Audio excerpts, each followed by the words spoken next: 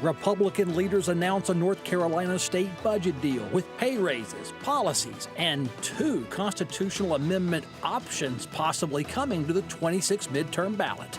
This is State Lines. Quality public television is made possible through the financial contributions of viewers like you, who invite you to join them in supporting PBS NC.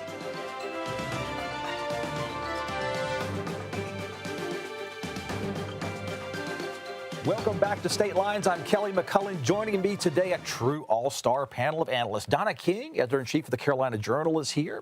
Wake County Senator Jay Chaudhuri to her right. Representative Erin Paré, also of Wake County, is here. Well, welcome, Erin. Thank you. And former governor, former 7-time Charlotte mayor, and current host of Unspun on PBS Charlotte, Pat McCrory, is the rookie. Treat them well. Welcome, Pat. That's been my name all my life, the rookie. Well, this show's all about a state budget, so Pat will be maybe get nostalgic with us on this. House and Senate Republican leaders say they have a framework in place. Following a state budget breakthrough, we're told this week, government operations in Raleigh have never ceased, but North Carolina's last comprehensive budget bill passed back in 2023. We'll be diving into parts of the proposed budget bill later in this show.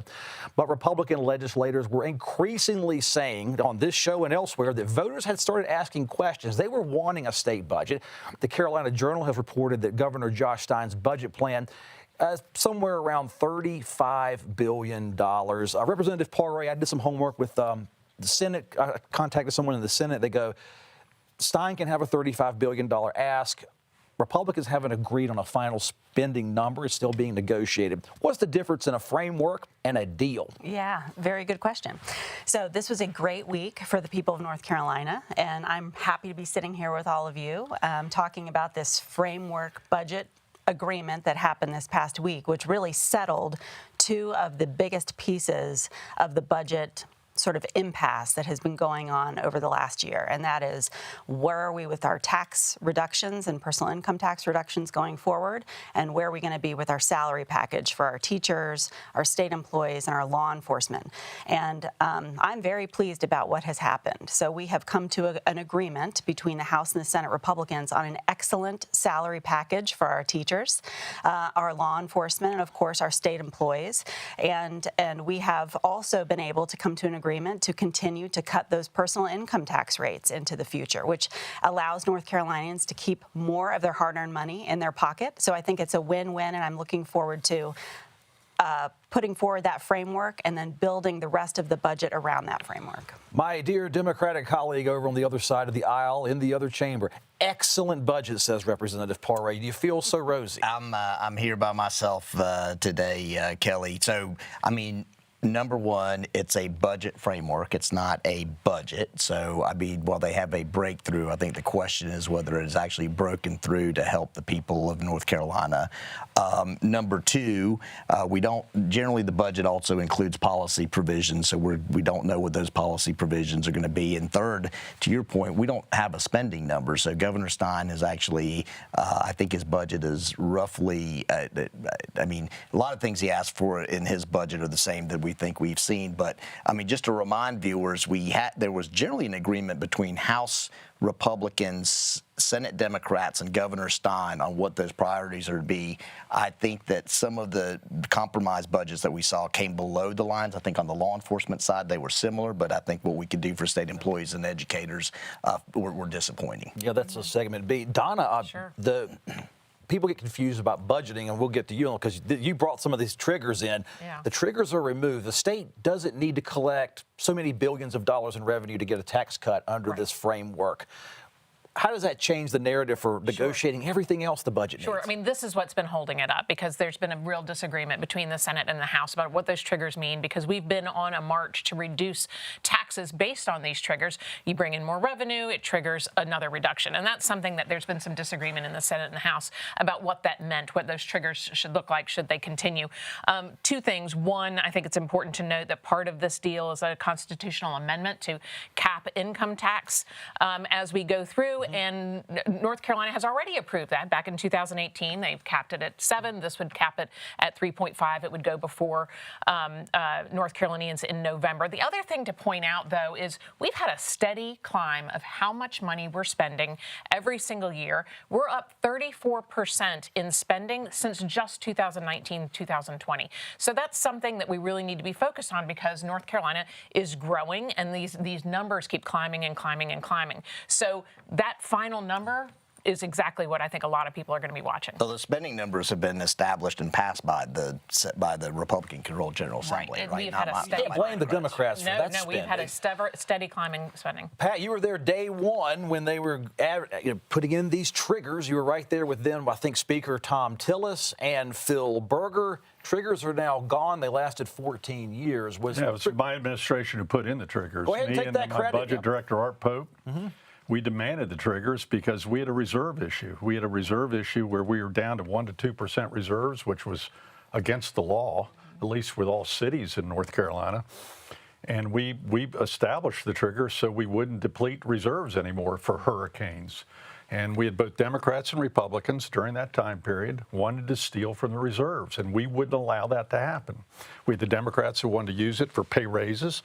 We wanted the Republicans to use it for hospitals or something else like they're doing now, which is ridiculous. So I think it's a mistake to take out triggers. I think it was a good idea. It was a good idea 14 years ago with me and Art Pope, and I'm surprised they're taking it out. It's a good conservative concept. Yes. You're the governor in the middle of two chambers that could do what they wanted with or without a governor most years, even through the Cooper administration. How do frameworks work? How does the dialogue go when you're trying to interject what you need into a budget? Some things never change in Raleigh. You have a power struggle between the House and the Senate. A lot of it's ego, a lot of it's personal projects, a lot of it's philosophy. The big philosophy difference 12 years ago with me and the Senate at the time, and Phil, was corporate taxes. And I think it's foolish for Republicans to keep cutting corporate taxes. They got no credit for it. I never had a corporation tell me in economic recruitment, we're not coming because of corporate taxes. Income taxes is a smart move. That's when we first started reducing them during my administration. But I think that's always been the fight between the House and the Senate, too, is the corporate taxes, so that the devil's in the details. We used to, during my 4 years, we brought them all in the back room of the old state capitol building and locked the door and brought bologna sandwiches, and we wouldn't leave until we got a deal done. Governor Stein doesn't have that advantage at this point in time. And the other big question is, will Governor Stein sign any of this? State employees, teachers, and law enforcement officers are receiving pay raises in the proposed budget framework, but at differing rates. The average public teacher pay raise could be around 8% if the deal holds. If you're an ALE officer, you work for the SBI, some of you could see upwards of 20% pay increases and nearly 18% raises for the State Highway Patrol. If you're a rank and file state employee, you could see a 3% raise and a one-time bonus, with retirees getting a bonus but not a permanent increase in benefits. The State Employees Association of North Carolina, I saw a tweet. They want to see how many jobs need to be eliminated to cover those salary hikes for who's left over working for state government. And the North Carolina Association of Educators called the teacher 8% pay raise insufficient, as we have had inflation for the past few years, Senator Chaudhuri. Now we're diving into the budget, what everyone's talking about. There's hundreds of thousands of people poised to get some sort of, if you don't want to call it a pay raise, a cost of living adjustment. Yeah, so as Representative Paré mentioned, salaries are a really big part of the budget. I know Governor Stein has recommended significant pay raises for law enforcement officers that include ALE, SBI agents. We see significant pay raises because recruitment and retention in public safety is really important. But the criticism from the budget certainly comes from state employees who believe that the pay raises don't even keep up with inflation. A one-time bonus for retirees is certainly not enough. And then obviously teachers have been critical because they believe that those pay raises don't keep up with inflation either. Representative. Yeah, so I would just point out that at the beginning of this entire process, there was a proposal made by both the governor and the House and the Senate on state employee pay raises. And I think the House is at 2.5%. The Senate was maybe around 1.5%. The governor was at 2%. So here we have 3 that we came together on. And I think that that's for state employees. So I think I want to contextualize that. With teachers, I think we have some more work to still do. I'm happy with what we've come up with. I mean, now we're #1 in the Southeast for starting teacher pay. As we all know, with every sector, competition for talent is regional. So we need to be competing with our neighboring states, which makes a lot of sense. And that's where we are now. We have to get there, because if you have a talented person that's coming out of college who wants to be a teacher, high aptitude individual, we want them to choose North Carolina to teach. That is the #1 in-school related factor determining student achievement in the classroom is a great teacher. We don't want them going to Virginia or South Carolina. So that beginning teacher pay is important. The average teacher pay spans all years of service for veterans, average of 8%. But we still have the rest of the budget to go, and I think we can incorporate some more programs like advanced teaching roles, which does pay a lot more to veteran teachers, to do what they're doing now, which is being a mentor to younger teachers. So there's other ways that we can help our veteran teachers in the budget process. We are like the first step in that process. Pat, as governor, if I was running for re-election, I would give pay raises hundreds of thousands of votes out there, and it seems pay raises only are important during election years. We are here again, 20% for the Highway Patrol, or 18%. What's the politics of a pay raise in the state budget? Well, everyone's for the pay raise toward those professions that have the biggest political influence. I want to mention one thing that the first people I gave pay raises to 14 years ago was prison guards. They don't have a voice, and frankly, I don't know where they are now, but they're the lowest of the scale. 12-month-a-year job, the hardest job in North Carolina, prison guards, and someone better start talking about them because they don't have a special interest group. The other thing, I wish the language would change again here in Raleigh, with all due respect. It's not just about salaries, it's about total compensation. And no one's talking about the real total compensation, and you better start talking about that. In honor of Dale Falwell, the pension program is still underwater. It's 20% of our budget is unfunded liabilities toward our pension program and toward the employee health program for retirees too. No one talks about it because politically it doesn't sell. But frankly, I'm in town for the Hunt Institute, and one of the things some superintendents just told me this morning was we can sell total compensation more than we can salaries, because the total compensation package with pensions and health care, which the private sector doesn't have, is pretty good. And I wish the politicians on both sides of the aisle would be a little more truthful. Can I just say, with Governor McCrory, when you're talking about compensation, you're absolutely right. I think one of the challenges is we know state health plan premiums are going to go up, right? So trying to adjust with pay raises when you're looking at increased state health premiums, it becomes a real challenge. I think, but it's still underwater because your operating budget is composed of supplementing what the employees are paying. It's nowhere close to what is needed, and every state is not talking about their unfunded liabilities, and you better start talking about it because it could in fact impact your AAA or your ratings for future bonds in the future. But it's not politically viable to talk about. Donna, why don't the benefits packages and the pensions and all, why doesn't that earn votes and credit, or why does it not get attention as opposed to a cash payout for a higher salary that adjusts for inflation? It just doesn't make a headline. I mean, that's basically what it is. Can you communicate that, one, to voters and to teachers? And it's really not about the political value. It's more about, can you make that case to voters and the teachers union and all of these other folks who just want to see that final number? Because this does bring North Carolina to #1 in the South. That's huge. But another problem that they're dealing with, I think, and that lawmakers are struggling with, is that our funding formula. Our funding formula for education is antiquated. It just doesn't work anymore, and there are a lot of changes that need to happen as part of this. I might have seen on your website, the Carolina Journal website, they would consider reformulating or reforming how public schools in general are. In general, yes, the funding formula needs to change. There are way too many variables that each individual school administrator has to deal with. That revamp is really going to be key to making these long-term successes The numbers were always inaccurate being presented to the budget office before I did budget. Almost every county overestimated the number of students they were going to have. On purpose, or is it in good faith and they were just I off? don't know. It doesn't matter, I guess. We have declining enrollment, and they don't know how to factor for it, and who gets the money if the child gets pulled out halfway through the year and goes private or homeschool, or it is a big, old-fashioned, antiquated system. I mean, one thing, Kelly, that it's hard for me not to point this out. So the teacher pay raises are also based on the supplement that the counties provide. Right. But I think when you're passing property tax reform and you're capping that, you're also handcuffing the local counties and their ability to provide the supplemental pay. The good news is some decisions hopefully are going to be made. Mm-hmm. I mean, it shouldn't have gone this long. Should state legislators claim credit for the highest starting teacher salaries in the South if they're relying on the local government supplement to get the salary to that level? Well, you have to also, that's county government doing that for you. Right, but the state has also contributed to those local salary supplements through a teacher supplement fund for low-wealth counties. Right. So it's not just the local governments that are doing that. I had to ask the question, Pat, to you. We're going to talk about this tax cap. You can't ignore it. House and Senate Republican leaders, some of your old colleagues, they appear to be rolling constitutional questions into the budget. So voters, you out there statewide across North Carolina, could consider the fate of a constitutional amendment to cap personal income tax rates at 3.5%. It appears the amendment would allow rates lower than 3.5%, but not higher.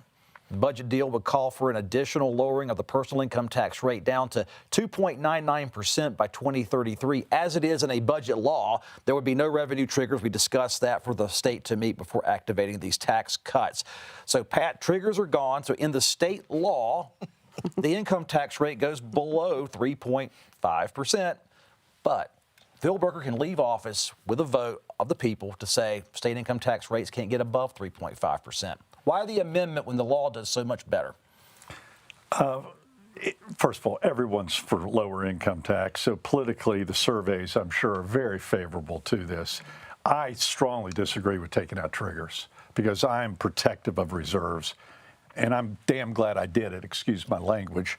But, because if I had not done that, we wouldn't have had the money for 3 hurricanes during the last 8 years. And someone better start thinking about future governors and legislature when the next natural disaster comes. The other point is, the only other negative thing about this, again, I think the income tax reduction is one of the reasons for our incredible economic prosperity, because we're competing against Texas, we're competing against Tennessee, we're competing against Colorado and Florida. That's our major competition. The corporate tax, stop it. Just stop it. You don't get political credit for it, and corporations really aren't thinking about it. What about using the state constitution to cap a top end rate? I have real mixed feelings about this, just because it ties the hands of future legislators, and God knows what the situation might. I personally, philosophically, believe we ought to have a low-income tax. I ran on that and succeeded in doing that. At that time, we were 7, 9, 8%. So we've done a great job, and I commend the legislature for doing a good job on that. I think there is a constitutional issue of how do you tie future elected officials' hands in dealing with some crisis that you might have in the future. Representative Paré. Yeah. So I don't think the tax triggers after a certain point are completely gone, number one. So just keep that in mind. But the tax cap, I mean, if we're going to go down to 3.5% or 3.49%, I mean, I think that any argument to not adopt a tax cap would be from someone who maybe is looking forward to raising taxes. So for us, if you're going to go down to 3.49 anyway, and then trajectory downward from there, I think that, that's for our perspective, that cap makes a lot of sense. Let me throw in one other issue very quickly. If we continue to do this, do we still need economic incentives in the future? Both the liberals and conservatives have been very, very hypocritical on economic incentives. Roy Cooper gave more economic incentives probably than any other governor in the past 8 years. Conservatives support them, but they come from, don't give breaks to the rich. We've been doing that. Yeah. And conservatives also, so I think that's another issue that needs to be discussed as we need future infrastructure. So look, I agree with Governor McCrory here. Taking the triggers away were real safeguards to protect the fiscal responsibility for the budget. We've now had 3 500-year natural disasters that could put us in a position to have to raise revenue to deal with those. 3 and 5 years. 3 and 5 years. Not 3 and 500, but three 500-year floods, right, or natural disasters. So, and secondly, I think if you look at what rating agencies say about constitutional amendments, I mean, it is taking a tool away from the toolkit. I mean, it is handcuffing future legislators. I think if the General Assembly wants the tax cuts, we can obviously make that happen. Those are things that we can do. But I think fiscally handcuffing us for future legislators, I mean, is a problem, and it's going to be very difficult to undo those when we face natural disasters going into the future. Donna, to that point, there has been precedent, if not other legal means, to say. Sure. The legislature today can't bind future legislatures of tomorrow, but a constitutional amendment passed today. I guess the people do it, though. Sidesteps. I was going to say, right? I mean, it's up to the people, and I think that's why the constitutional amendment is there. If folks want it, and right now our CJ poll says 62% of people want lower taxes to be the priority of the state legislature, and this puts that in their hands. It would go on the ballot in November, but it still faces, of course, getting through the legislature. It needs three-fifths to get through the legislature of the vote. So there's a few more steps before. I mean, but polling questions can be designed to get the response you need, right? I mean, I think if you frame it to say if there was a natural disaster and you had to raise revenues to provide support in Western North Carolina, that's where we don't steal from the reserves, though, with all due respect to both parties. 7 to 10 priorities and had them pick 2, and 62% picked lower taxes. So, Representative, if a deal on a budget deal comes through with 2 constitutional amendment questions, we're talking 3 bills, 2 of which the constitutional amendment referendum would need 60%. And there's a simple majority to pass the state budget. Is that accurate? Right, that's accurate. Like it wouldn't be rolled into a full compromise budget bill. Just to make sure people ask that question because it can get complicated. Right now, that House and Senate budget compromise would also bring property tax reform to statewide voters. That second constitutional amendment referendum would permit lawmakers to cap local property taxes. I don't think it sets a rate lower. Right. They could further lower taxes, but we can explain it. Why don't you go for this, Donna? Totally. It's just one of these things where it allows them to cap and lower, does not allow them to raise property tax rates in setting policy for every county. Right. So it's called a levy limit. And basically what it is, it sets up a formula that says doesn't cut, but it says you can't raise taxes more than the formula that includes inflation and population growth. So it gives them guardrails for growth of property taxes. Rather than cutting or capping. But I think one of the most important thing is state law says, because what's happening a lot is these revaluations. If you own any property, you know this is happening all the time. The state law says that they must reevaluate every 8 years. But if you live in a place like Wake County, you're getting it a lot more often than every 8 years. And what that really is, this is one tool in the toolkit to address housing affordability, keeping people in the houses, able to afford the houses that they've already invested so much in, and people are getting priced out just by the growth of property tax. If, you'll hear a lot of county folks saying, oh, well, I've never voted for a tax increase, but they're encouraging these constant reevaluations of property values, which triggers a tax increase. If you need to make the case, you've got a lot more people moving, you need more roads, you need to really invest in schools, make that case rather than raising property taxes. Well, as a former mayor, it's discouraging for me to see the major big cities, including my own of Charlotte, Right. Forget about revenue neutral. Right. I mean, I believe you need to reevaluate properties, there's no doubt about it. But the concept flatly with blue leadership in our major cities now, the concept of revenue neutral is about over. Now, whether the state should have control now over that issue, but it needs to be more transparent that so many of these cities are increasing taxes beyond revenue neutral, and people don't understand what's happening until they get the tax bill, and including my own city. Yeah. Again, this is a question that's going to be put to the voters in the form of a constitutional amendment, so they can decide that. But what the actual limit is going to be has not been defined yet. So when a lot of people are talking about, well, if you put a limit on this, is going to result in X, Y, and Z. There's no way to really determine that unless you know what the definition of that limit is, and that's going to be for the legislature if they get a mandate from the people to determine what that is. The amendment gives you permission to set it. It does not, in the Constitution, establish a limit like a personal. That's where I get tongue-tied. It creates a formula. So it creates some guardrails that says population plus inflation, that's what your limit will be. Let me make a couple of points. I mean, number one, given the General Assembly and the state's decision to really shift a lot of the expenses to local municipalities, like in Wake County, for example, it has incurred an additional $500 million in additional expenses that have typically been picked up by the General Assembly, right? So when you talk about revenue neutral, a lot of that is being now pushed down to local municipalities. And secondly, look, I think if there is problems with blue leadership on raising revenues, the voters can take that to the ballot box. It's too gerrymandered to change that. Well, our cities are not gerrymandered. Oh, yes, they are. Our state legislatures. The cities are very gerrymandered. But with all due respect, the cities are gerrymandered. But I think the idea when we're talking about teacher supplements, I mean, the idea that we're gonna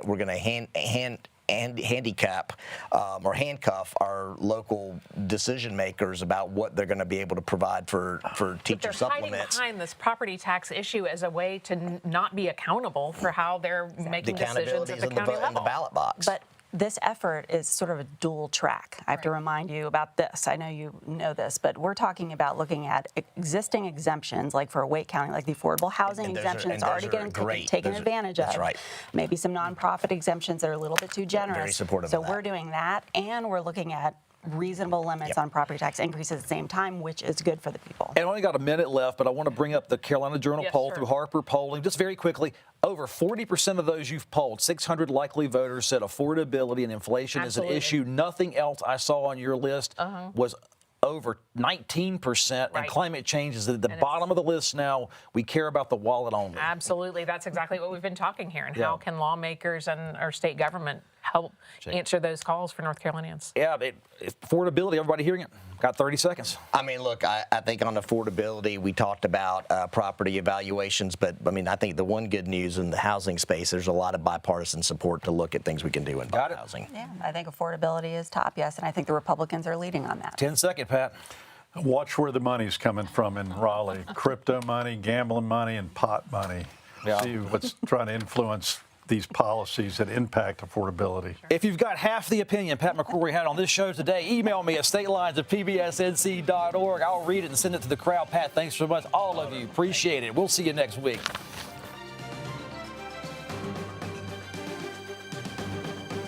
Quality public television is made possible through the financial contributions of viewers like you, who invite you to join them in supporting PBS NC.